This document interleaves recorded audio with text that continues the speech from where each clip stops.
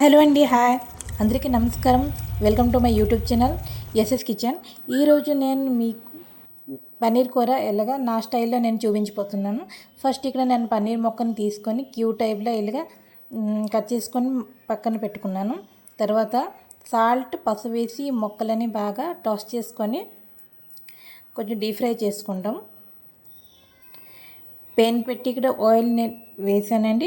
Oil వేసిన తర్వాత oil heat అయిన తర్వాత పన్నీర్ని వేసి గోల్డెన్ రంగులో కొంచెం ఫ్రై చేసుకుంటారు. తర్వాత ఏమో ఇక్కడ నేను ఆనియన్స్ని సన్నగా తరిగిన ఆనియన్స్ వేసాను. దాంతో పాటు రెండు టమాటాలని కట్ చేసి వేసాను.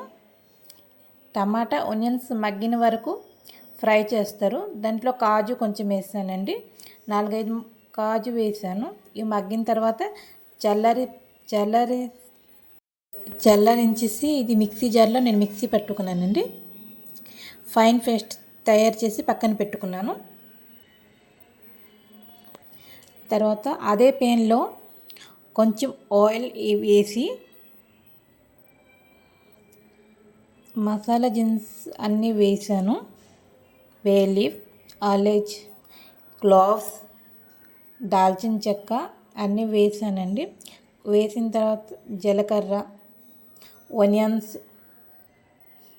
ఇవన్నీ కొంచెం గోల్డెన్ రంగు అయిన తర్వాత అల్లం వెల్లుల్లి పేస్ట్ వేసాను.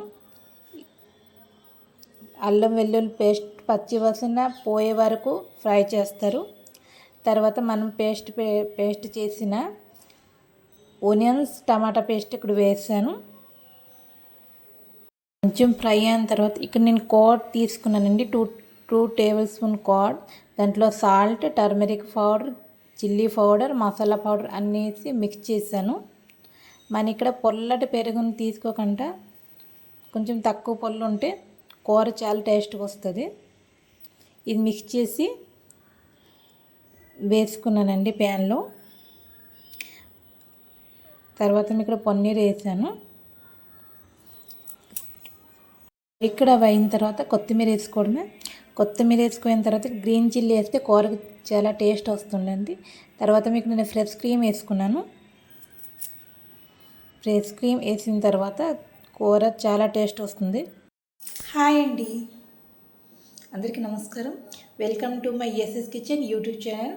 టిప్స్ ఏంటంటే, మనం షుగర్ వస్తుంటాం కదా, షుగర్ బాక్స్లో 4-5 క్లాక్స్ వేస్తే షుగర్కి చీమలు పట్టకుండా ఉంటాయి. ఇది కూడా ట్రై చేసి చూడండి. ఇక్కడ పన్నీర్ కూర మంది రెడీ అయిపోయింది.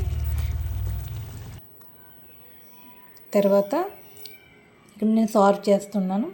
మనం వెజ్ పలావ్ కానీ, జీరా రైస్తో కానీ, చపాతీతో కానీ పన్నీర్ కూర చాలా బాగుంటుంది సైడ్ డిష్గా. పన్నీర్ కూర ఎలా ఉందో కామెంట్ బాక్స్లో కామెంట్ చేయండి.